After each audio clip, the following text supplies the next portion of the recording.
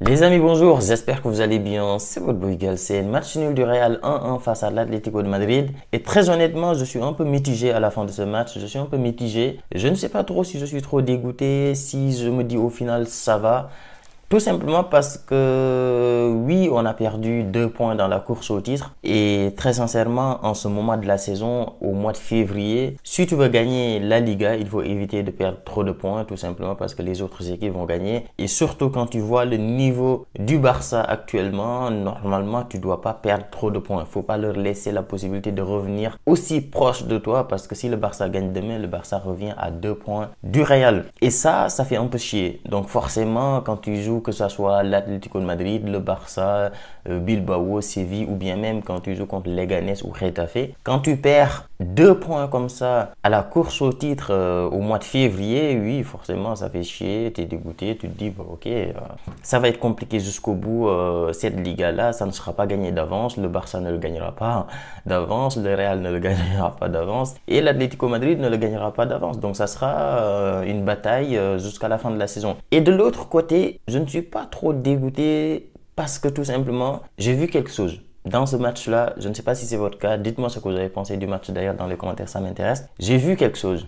Très honnêtement, j'ai vu un Real réactionnaire, un Real qui a de l'envie, un Real qui a joué au football en deuxième mi-temps et surtout un Real qui ne s'est pas laissé faire. Parce que quand on a encaissé le premier but, on a vu le Real qui a repris le ballon et même avant qu'on encaisse parce que le penalty, bon, moi j'ai décidé tout simplement de ne pas parler d'arbitrage sur ma chaîne YouTube. Donc pour ceux qui viennent un peu pour savoir ce que je pense de l'arbitre et tout, je ne parlerai pas d'arbitre, je m'en fous. Il a sifflé penalty, c'est penalty. S'il n'avait pas sifflé, pour moi c'est pas penalty. S'il a sifflé, c'est penalty. Voilà, c'est aussi simple que moi. Moi je fais confiance aux arbitres, je fais confiance au fait que dans un match, un arbitre peut faire des erreurs, que ça soit à ton avantage.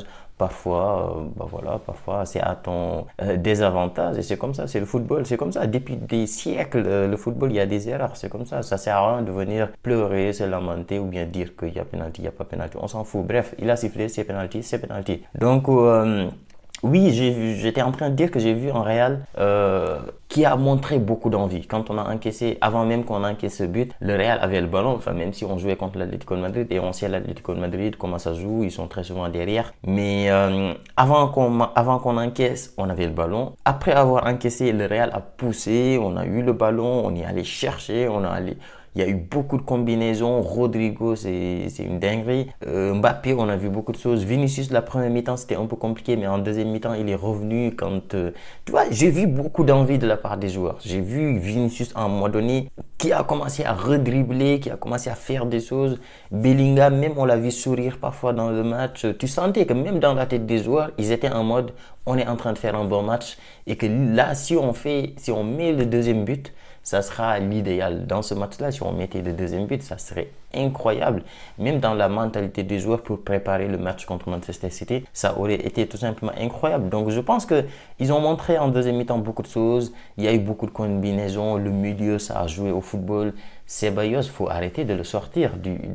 Je comprends pas, il faut arrêter. C'est ce que je vous dis. Moi, c'est ça juste qui m'énerve avec Ancelotti. C'est le fait que pour lui, dans un match, ce n'est pas je regarde le match, on joue la 60e minute ou la 70e minute, je vois qu'il y a un joueur qui est en forme, il y a l'autre qui n'est pas en forme, je sors un joueur qui n'est pas en forme. Il ne fonctionne pas comme ça. Pour lui, c'est qu'il y a des joueurs, ils sont intouchables. Moi, c'est ça qui m'énerve. Les trois devant, Mbappé, Vinicius, ils sont intouchables. Rodrigo, il fait le meilleur match, mais il sort quand même. Au milieu, Bellingham, il est intouchable. Valverde, il est intouchable. Et donc, qui sort? C'est pas juste qui sort. C'est comme ça. Lui, c'est remplacement. C'est qui sont les joueurs qui sont intouchables? Je les touche pas. Et les joueurs qu'on peut sortir, je vais essayer de voir qui je sors et qui je ne sors pas. Mais regardez ce match-là. Ceballos, jamais de la vie, il doit sortir de ce match. Il était en train de faire le meilleur match de tout le milieu de terrain.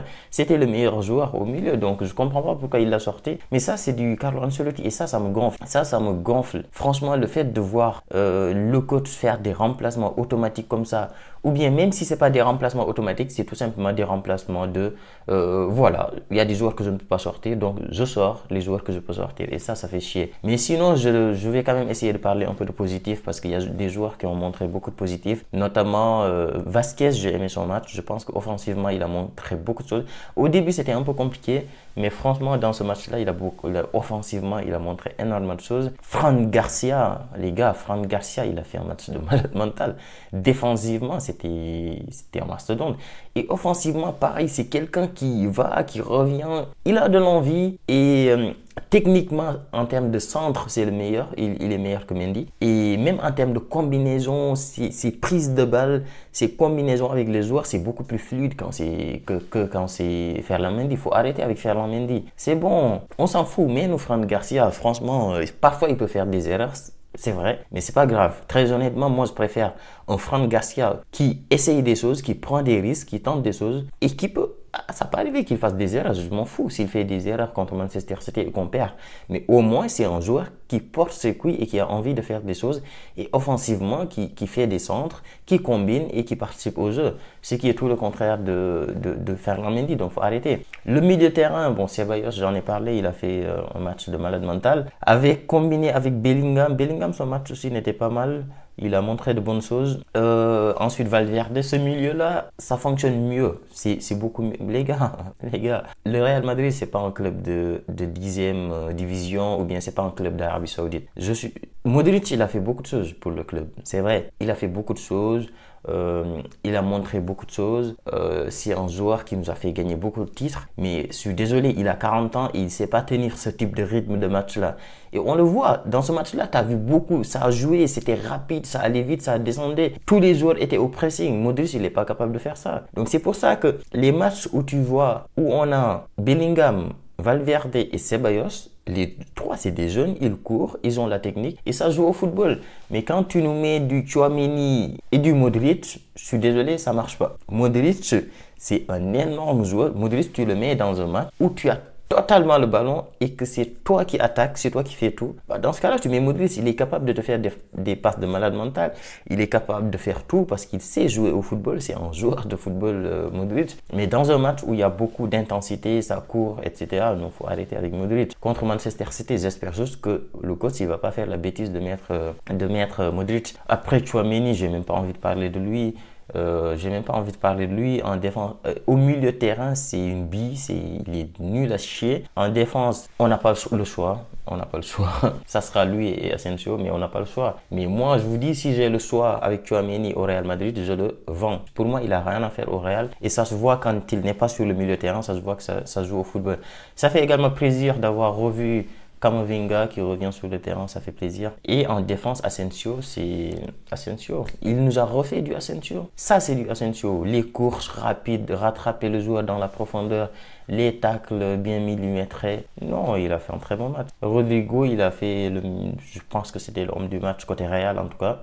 Très bon match. Donc maintenant, les gars, le prochain match, c'est Manchester City. Oui. Et ça sera à l'Etihad, à l'extérieur. Donc, dites-moi si vous êtes confiant. Moi, on va dire, avant ce match-là, je ne le sentais pas. Je me disais qu'avec Manchester City, ça va être compliqué. Avec le match que j'ai vu aujourd'hui, malgré le fait qu'on a fait un match nul, très sincèrement, j'ai un peu d'espoir. J'ai un peu d'espoir. Si on rejoue avec la même équipe, avec la même intensité, on est capable de battre Manchester City sans aucun problème. Mais vous allez voir, le coach, il va venir contre Manchester City, il va te mettre une composition avec Modric, parce qu'il connaît que Modric, il a l'expérience, il va te faire n'importe quoi. Mais bon, bref, dites-moi ce que vous avez pensé du match.